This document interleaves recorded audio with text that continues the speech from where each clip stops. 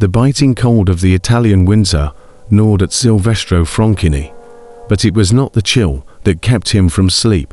Hours from a perilous ascent on Cima Busazza, a 3,362-meter fortress of rock and shifting snow, his mind was a relentless loop of a single, terrifying memory. 2010. His brother, Tomas. One moment, climbing, the next, falling. A whisper from the abyss that had almost claimed Tomas then, and now haunted Sylvestro's every waking thought. Was this wall cursed? Was the route too long? Was the fresh snow a silent harbinger of avalanches? He knew these dark thoughts were a climber's deadliest enemy. Yet they clung to him like ice to rock. This time, Tomas would not be by his side, a void that could never be filled. Instead, Emmanuel Eliandriazzi, an elite climber introduced by Tomas, would share the rope. Years of loss, of friends and family swallowed by the mountains, had etched a grim realism into Sylvestro's spirit. But as dawn approached, a fierce resolve hardened his gaze. This climb wasn't for him. It was a tribute. For Tomas, the climbing prodigy he desperately missed. He pushed back the shadows of doubt. This mountain, despite its past terrors, held a sacred memory. 2 years after Tomas's near-fatal fall, they had returned, forging a beautiful new route, dreams and nightmares. Sylvestro had conquered its ridge countless times, but today was different. Today, they faced the sheer, vertical 3,363-meter face, a challenge few dared to even contemplate. At 4:45 a.m., Sylvestro and Emmanuel left the car park, retracing steps Sylvestro had taken twice before with his brother. He remembered bivouacking in the Prina Basin, a pang of bittersweet jealousy for Tomas's effortless grace. Tomas, who seemed to defy gravity, never sinking into the snow like mere mortals. Tomas, who always looked as if he could fly. A faint smile touched Sylvestro's lips. He met Manuel's eyes, and they began their ascent. Every moment was a shared triumph. Their teamwork was flawless, the intricate dance of cams and ropes a testament to their skill. Even the descent was smooth. Within 11 hours, they were back in the warmth of the car, escaping the Italian winter. They had not just set a new route, they had named it. Tomas, his spirit, Sylvestro believed, had returned to that wall, and he would have liked that. This is the story of Tomas Franchini, born in Italy's Tontina region. Sylvestro in '87 and Tomas in '89. Their childhood was a vertical ascent. They challenged each other, scaled new heights, but from the earliest age, it was clear, Tomas was born to climb. His style was a force of nature, fast, unapologetic, and above all, clean. A fierce pride in his abilities meant he often charted his own course, learning through mistakes, embracing risks others shied away from. This audacious approach, though sometimes perilous, forged his unparalleled experience. While he climbed solo and with others, his true synergy, his deepest connection, was always with Sylvestro. They were an unspoken force, a perfect duo who understood each other without words. The mountains were their sanctuary, their driving force, forging a bond that seemed utterly invincible. Their backyard, the Brenta Dolomites in northeastern Italy, with peaks soaring over 3,150 meters, became their training ground. In the heart of this majestic range, in Modena di Campiglio, they spent their years as mountain guides and ski instructors, every spare moment dedicated to pushing further, higher, into the embrace of the peaks. Tomas's ascent into the climbing elite truly began around 2011, but it was 2013 that brought him into the spotlight. That November, with Francesco Salvaterra, he tackled a terrifying line on Sararenca's south face, directly beneath the colossal, overhanging Serac. The danger was palpable. Loose snow, fierce winds, the constant threat of avalanche. This 2,422-meter wall of ice and rock was a monumental achievement, earning him the prestigious Pau Consiglio Award, a testament to his exploratory, alpine-style approach and respect for the wild. Yet, this was merely the prelude. Around the same time, Tomas joined 60-year-old Romano Salvatore and 2 others in an audacious attempt on the untouched west face of Tor Edgar, a formidable 2,685-meter near-vertical rock wall in Argentina's southern Patagonia, surrounded by a labyrinth of similar peaks. It was a big wall climber's paradise. But this expedition was less about the summit, and more about the crucible of human endurance. 10 days, trapped on the wall by relentless storms, just 300 meters shy of the summit. With little natural shelter, they hung in hammocks, battling the elements. Though they fell short, it was a profound lesson for the young climber, revealing the depths of his own resilience.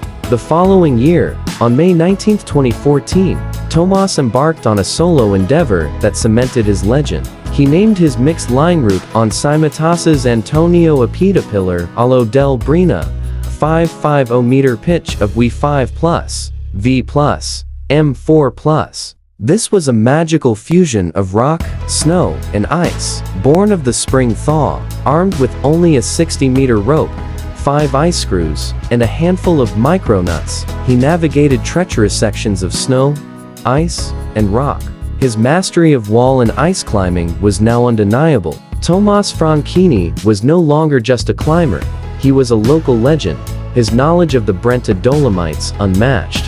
2015 saw Tomas reunited with Sylvestro, their sights set on the hidden peaks of the Cordillera Blanca, a 15 to 20-day expedition into the unknown. But fate intervened. A stray dog bite forced Tomas into weeks of daily hospital visits for rabies vaccinations, grounding their ambitious plans. Undeterred, they pivoted to closer summits, beginning with the 5,493-meter west face of Nevado Chora. Starting from a 4,550-meter base camp, the 9-hour ascent began promisingly, but the rock grew increasingly treacherous with every meter gained. Despite the unexpected detour, they conquered 3 more peaks, including a swift 3-day ascent of Nevado Huascaran, Peru's towering 6,738-meter giant. Having left their mark on Europe, Tomas now turned his gaze to Asia. In 2016, alongside Nola Benelli, Luca Cornella, and Sylvestro, they embarked on the first ascent of Kishvar Shivaling's East Pillar, forging the Via Diatini. This was a route Tomas would have envisioned, a relentless vertical rock wall riddled with overhangs. The team harbored deep doubts about its very possibility.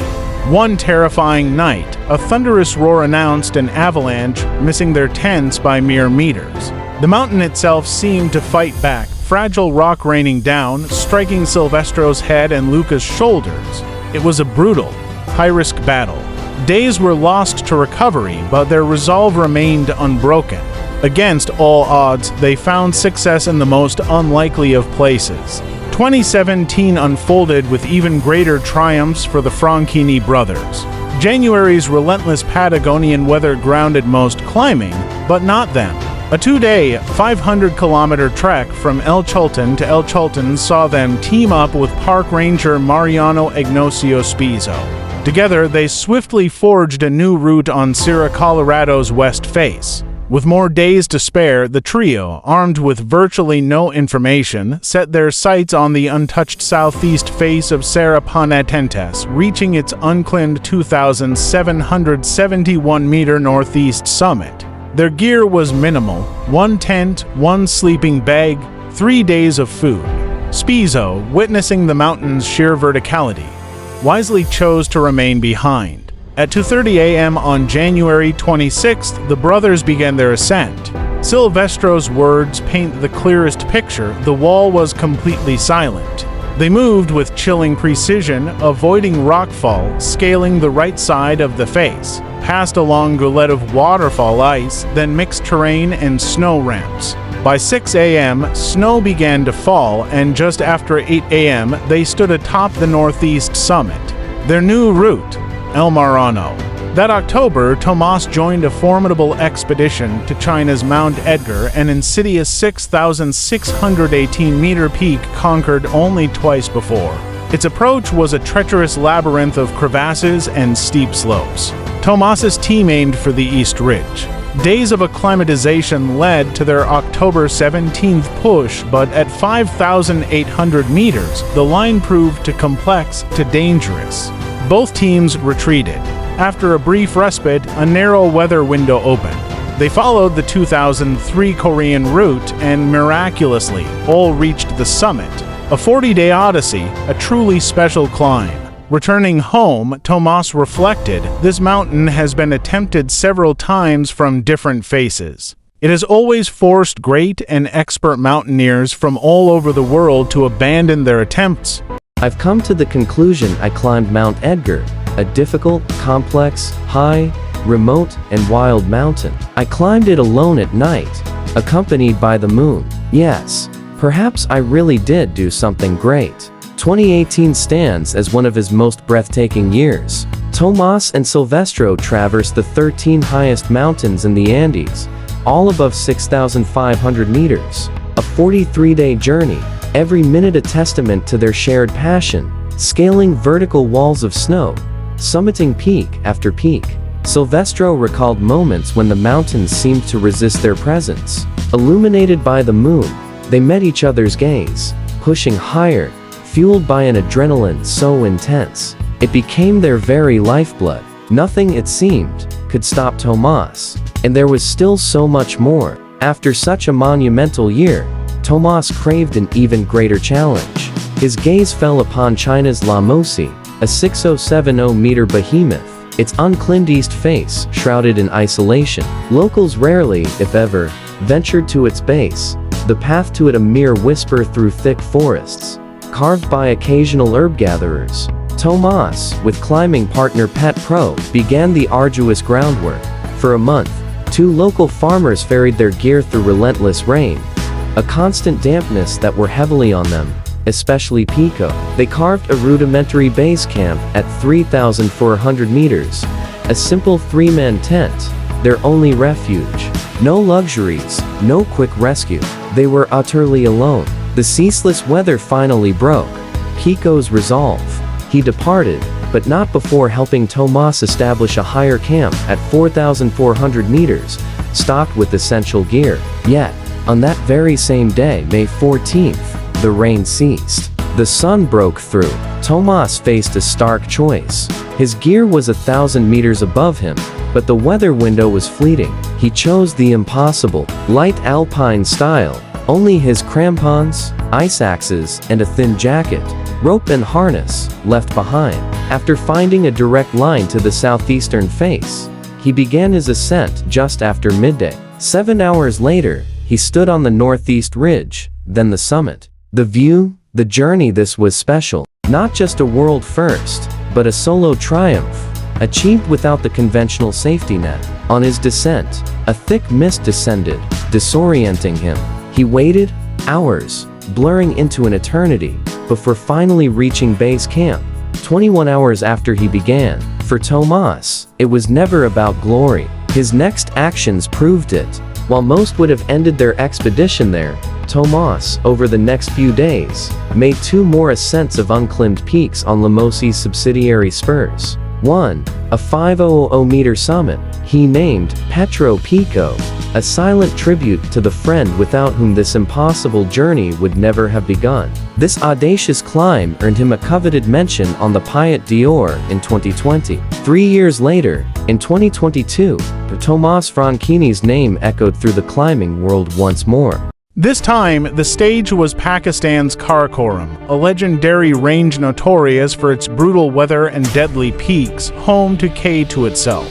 But Tomas sought not the familiar, but the unknown. He was there to explore, to find not one, but multiple unclimbed mountains. With fellow mountaineers Philip Buger and Lucas Waldner, their expedition began mid-May. Traversing uncharted, untamed terrain is a dance with death. Every step could conceal a hidden crevasse, waiting to swallow them whole. Extreme caution, a profound understanding of risk, this was Tomas's creed. He was drawn to the unknown. It was the very pulse of his life in the mountains. Fortune smiled upon them with good weather. The trio discovered Shiasar, a 6,653-meter virgin peak, its north face adorned with a breathtaking line of ice. It was all they needed. At 3 a.m., from a 4,600-meter camp, they began their 11-hour ascent to success. The descent, surprisingly, proved more arduous than the climb. By 7 p.m., they were back at base camp, leaving no trace, no gear, as if they had never been there. But Tomas's hunger for the unknown was insatiable. He ventured out alone, conquering 2 more unclimbed peaks, Gypsy Sar and Crossvanzeren. Before leaving, he gazed upon the Karakorum, a silent promise to return. The future, boundless with unattempted peaks, beckoned. This expedition earned him another mention on the Piet d'Or in 2023. Then came 2024. Tomas returned to Peru, this time with his trusted friend, Crystal Ballal of Chile. Their objective, the northeast face of Kosan in the Cordillera Blanca. Tomas, intimately familiar with the range, loved its wild beauty.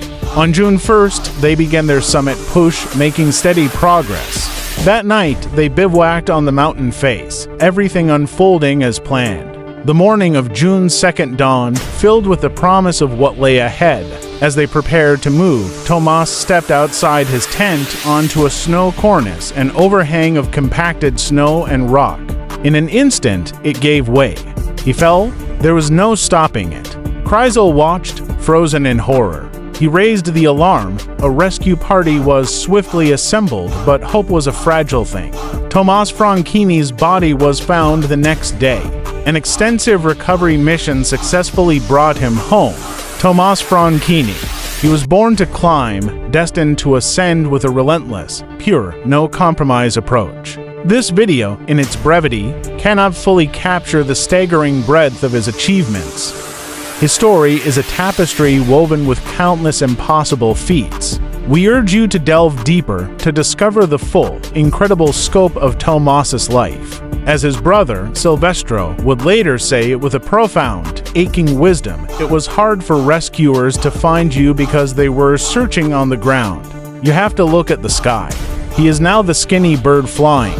You have to look there. You don't have to look down. A legend forever soaring. If you like it, please like the video and hit the subscribe button.